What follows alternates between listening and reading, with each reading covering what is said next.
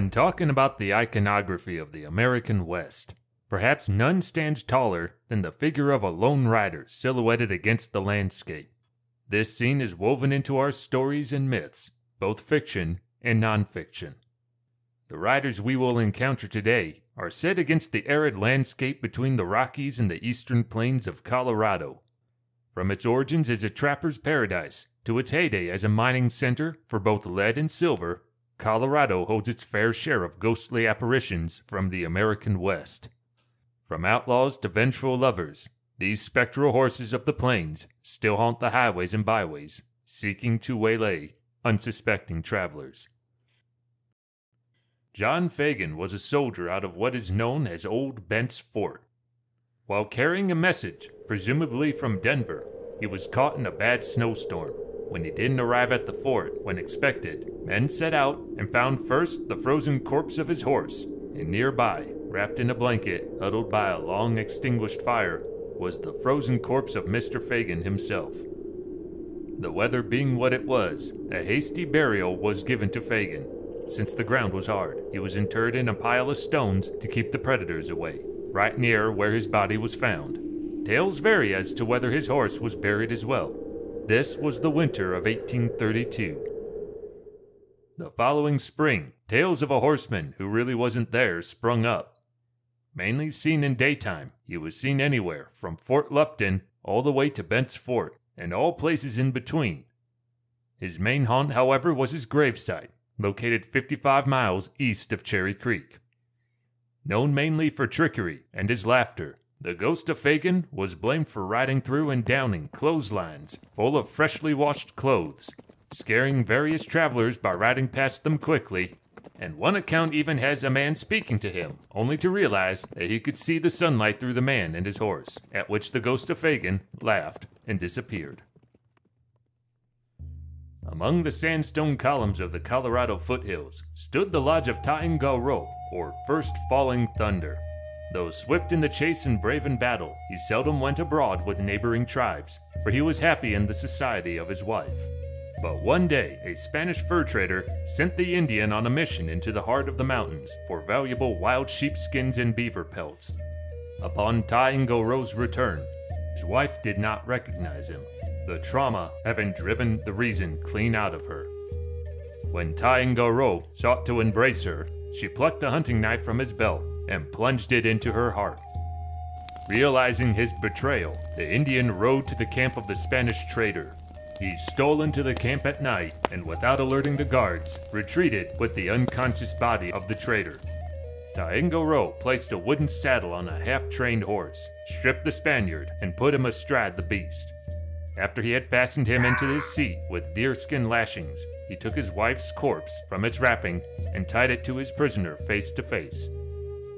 Then the Indian spurred the horse with its two passengers into the endless desert and followed on his strong steed. He watched the Spaniard struggle until sweat and blood dripped from the wales that the cords cut into his flesh. At night he froze, uncovered in the chill air. During the day, he burned under the unrelenting sun. At last, hunger overbore his loathing, and sinking his teeth into the dead flesh before him, he feasted like a ghoul. Taen Goo was never far from his victim, on whose sufferings he gloated, until a gibbering cry told him that the Spaniard had gone mad. Then, and not until then, he drew rein and watched the horse with the dead and maniac riders until they disappeared into the yellow void.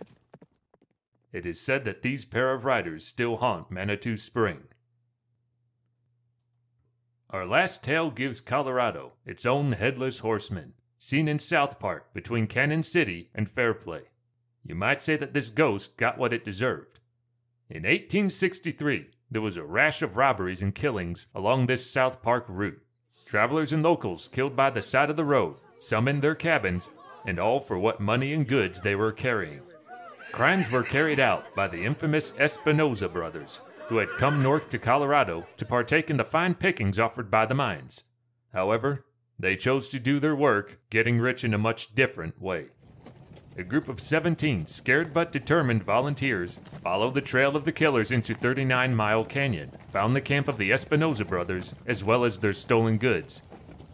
As all good Western stories must go, gunfire was exchanged, and the elder of the Espinosa brothers was killed, but the younger escaped. Among the things found was a list of names of the victims, 32 in all. The younger brother returned home and came back to Colorado with his brother's teenage son, only to find a bounty of $1,500 on his head, a prodigious sum for the times. The two picked up where they left off, but this time they met with resistance. Tom Tobins killed Espinosa and his nephew, and took Espinosa's head to Fort Garland as proof that he had killed the notorious criminal, so he could collect the bounty. The Fort Garland doctor, Dr. Wagner, preserved the head of Espinosa in alcohol in a jar, and took the head with him when he left the service of the army.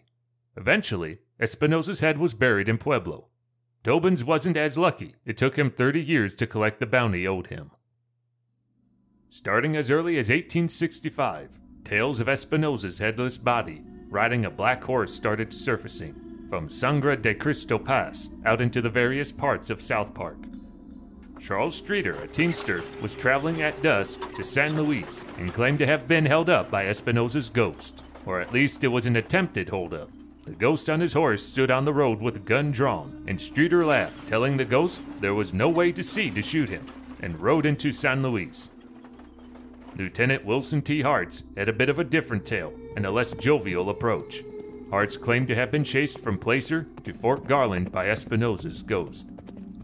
Tales of this headless horseman continued all through the late 1800s and even 100 years later. It is a popular local tale for those driving along 285 from Denver to the points beyond. The tale is that you should never stop if you see a horseman riding alongside the highway in the middle of the night, because this is indeed an angry and violent ghost who means you nothing but harm.